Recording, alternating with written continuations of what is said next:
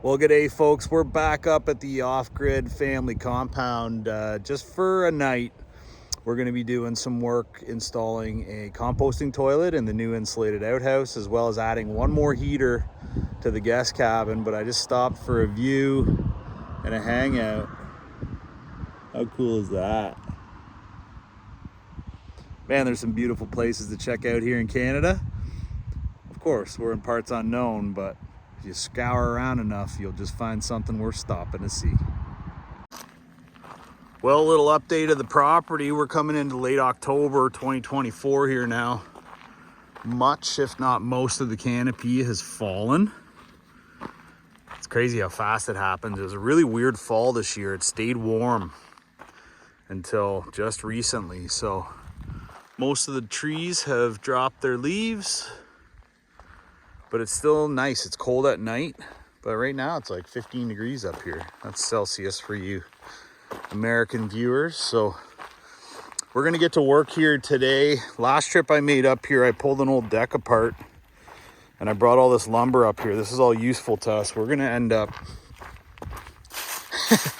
it's a never-ending situation over here, but my bride would love for us to extend this porch. So I might bring that out about another, I don't know, 8 feet or something. We're gonna have to do some thinking about this headroom up here. I never noticed that before. If we walk right off of this, it's only about 6 feet of headroom here, so we gotta be mindful of that. We'll bring the deck out a little further, maybe even just on this one side. But most of that lumber's for back here. Love the sound of crunching leaves, so we're gonna do a 20 by 16 foot deck back here. So this is going to give us an opportunity to bring the barbecue up here and just have a place that's kind of elevated. We never use this space, so we'll build it right off the back of the building and attach her back here, so then we can have a deck. So I got all the material I need with the exception of maybe some 5/4 deck boards there. The main reason we're here today, and my buddy Ryan from the Canadian Off-Grid Depot and Chris, they're on their way up. So what we're going to do is, first and foremost, in this little insulated outhouse here, which I leveled on my last trip. In here, we're going to install a composting toilet and install this little sink, run the urine diverter and the water from the sink out into a gray water pit. And then we're putting another Martin heater in this building right here. So we got to figure out kind of how all that's going to make sense. So a couple little projects here today, but we're going to figure this out and we'll do so shortly. So I'll be back. Well, look who's back. Canadian Off-Grid Depot's here. They brought us some goodies. So come and check this out. The boys are just working away. Crunch, crunch, crunch. We'll take you on down here. I'll show you the inside in just a second. I want to show you, when you buy a Martin heater, specifically from Ryan at Canadian Off-Grid Depot, the kit includes this gas line that's flared on both ends, so you don't have to mess around with it. So you can kind of do a DIY install. Look at this guy. Ryan's back with us. So you don't see Ryan a lot, but his stuff ends up in a lot of our buildings. Welcome back, dude. Thanks. Thanks for hooking us up. So we're putting an 11,000 BTU Martin direct vent heater in this building. What Ryan's working on right now is just fastening the regulator with pigtails on it so we can run 2 tanks off of this, which is awesome. Nice clean install as always. Thanks for coming up, bud. Anytime. So chimney goes out the wall as per usual. And then on the inside, oh, there he is right there. There's Chris helping out again. How's it going? You might remember Chris from ages ago. So Yeah, boys are, factory. yeah, that's right. He does. Chris actually does a bunch of the installs. If you order a building from Highland Outbuildings, Chris will put it in, the heater or the toilet in for you. Chances are it's me, yep. Yeah.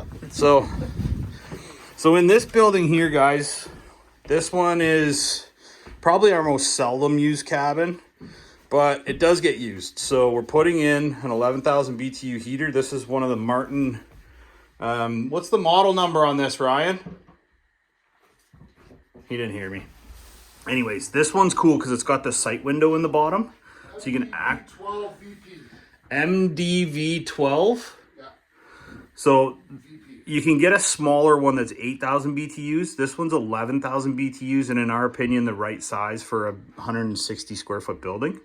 And you can see the fire burning in it, so it's kind of nice. But it's neat to see it in this kind of state. The boys level her out, get her in the right spot. This is going exactly where my wife has requested it, and they're almost done here. So we're gonna test this pretty soon. And then back over here, I don't work nearly as fast as these guys. I had some spare cork from when we did the other cabin. So now we have a floor in the outhouse, and we're gonna put a composting toilet in here shortly. So stand by. That'll be a much quicker install, I would imagine. But we're almost there with another heater. Okay, so here's these are fairly simple installs. Ryan, how simple is this? It's a couple of holes. Oh, you're just making a phone call. So this is the Think Tank. This is a Canadian-made product, and we chose this because it's Canadian-made. So this is a really simple composting toilet. Basically, the way this works, when you got to do a number 2, you open this thing up, you make a deposit, you close it, and the fan runs constantly. In the bottom here, this would have a bag in it. So every time you open and close it, it's going to turn this around just a smidge. So it actually spins. There's like a drum in there that spins around, which is pretty cool.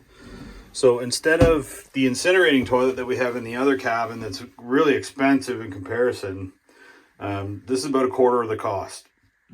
And it won't get used as much, excuse me, as the incinerating toilet does, but it's going to service the guest cabin, excuse me, and the kids' bunkie. I got hiccups all of a sudden. So one of these is an inlet, and one of these is the fan going out. And that's really all there is to it. We hook it up to a 12-volt source, and we'll follow up with you once we get all this stuff sorted. Okay, folks, so we're done everything we're going to do for this trip. So let me show you what we've accomplished. You can see the exhaust pipe. This is pressure tested and now functional in the guest cabin. Looking awesome. We'll have to burn that in next time I come up. I'll burn it for a couple hours just to get rid of some of that manufacturing grease and stuff. It makes a bit of a funky smell. And then in here, this is all set up and ready for me to hook a battery up to it.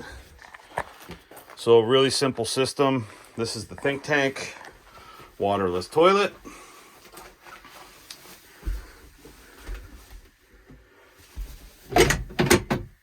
Boop. So we'll get a bag in there. We put everything on a switch, so right now this is off. The charge controller is not plugged into the solar panel just yet. I'm going to put a little 12-volt battery there that'll run the whole system.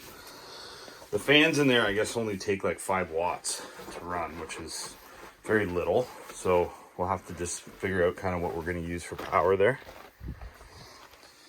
This is I think a 245 watt panel, so we're going to figure out how to maybe mount that to the side of the building. Make this connection point. These are all siliconed up and ready for usage. So not a real difficult install, just a couple time consuming things. Now we have a composting toilet for the guest cabin and the bunkie to utilize in the future. Looking pretty good. Thanks for watching, folks. Ciao for now.